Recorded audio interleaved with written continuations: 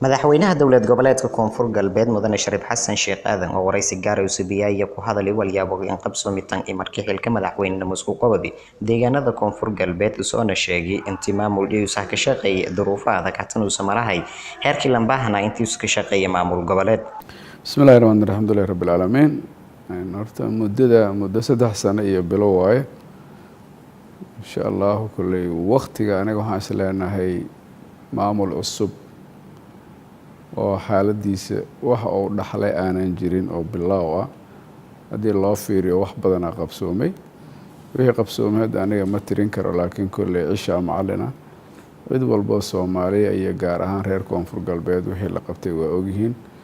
ninkii indhaha iska xiraaya ama si kale u hadlay wax kale duruuf oo xaaladda Ilaahay ogyahay lagu shaqeeyay in maamulkii xilligaas in odayaasha dhaqanka ay runtii ay dadaal badan ay u sameeyeen oo ay dhiseen iyo ergooyinkii oo markaas wax doortay kadib barlamaan oo runtii xaaladiisa Ilaahay ogyahay maamulkan waa maamulka kaliya Soomaaliya afarteeda qaybood iyo barkaba ay degan yihiin in marka maamulka inta lagu heshiiyo barlamaan heshiis lagu dhiso nafteeda ayaa wax weyn la qabtay muddo har sanadna uu qaadatay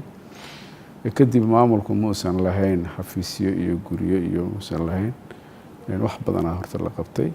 alxamdulillah ilaahay ugu mahadcelinayna dadaalkaas dadweynihiina la qabtay iyo barlamaanka duruuftaas ku shaqeeyay iyo ciidanka Soomaaliyeed militariga iyo booliiska iyo kuwa gaarka iyo amisom walaalaheena oo dadaal badan noo sameeyay. madaxweynaha ayaa soo hadalay si wadaamayba ku hadalay maamul sameeyo degmooyinka koonfur galbeed oo sheegay anti qaarka iyo la ka guuleysay inta dhammaan u rajayahay anti guulo lagu deera maxay ka gaartay dadaal badan ay ka sameeyeen hadda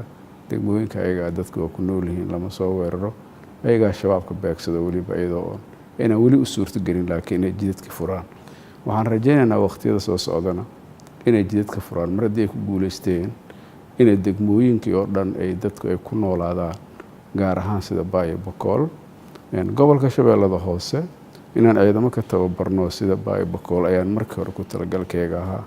neemaysan suuragelin sababo jira awgood siyaasad iyo arrimo jira dartood laakiin hadda ayaan rajo weyn ka leenahay inaan ciidamo u tababarno 8 degmo oo gobolka Shabeellada Hoose waqtiyada soo socda bidinil kariim marka waxaan isleenahay haddii ayagana ciidamo loo tababaro sida Baay Bakool ay noqdaan oo degmooyinka in la joogo degmooyinku aan la soo weerarin iyadoo amisom iyo ciidamada militariga iyo booliiska Soomaaliyeed iyo kuwa maamulka iskaashanayaan iyo shacabweynaha haddii loo helo marka dambe waxaa la heli doonaa in jidadkuna ay furmaan marka insha Allah waxaan ku rajo weynahay inay wax badan qabsameen wax badan ay dhimeeyeen kuwa badan ay qabsoomi doonaan. madaxweynaha dowlad goboleedka Soomaaliyeed ee koonfur galbeed Shariif Xasan Sheekh Aadan yasaas oo kale baaqan dari bulshada koonfur galbeed intii isku dhinhan ku jeesadaan kooxo waqti joosi dhamaadaha ayaa al-shabaab sidii loo qaadan lahaa dhibaatada iyo ka hayaan shacabka Soomaaliyeed ee walban galabsano iyo ka dhibaateeyaan guud ahaan dalka. bulshada reer koonfur galbeed waxaan ugu baaqayaa in Ilaahay uu dhibaatadan hadda jirtan oo ka saaro ayagana isku niyad noqdaan si dhibaatada uga bixi lahaayeen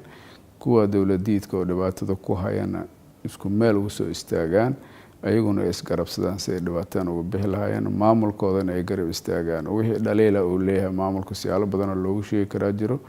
maamul la'aan waa la soo arkay muddooyin badan ayaa maamul inta la dhisay maamulkaasiga oo aan hana qaadin ayaan tilaabooyin aan loo baahnayn la qaaday waana la arkay wixii laga soo gaaray marka waxaan leenahay sidii maamulkooda ku hana qaadi lahaa maanta anaga joogno berina qof kale ay imaan kara maamulka ayaa anaga waxna taro maamulkana cid walba iska leeyahay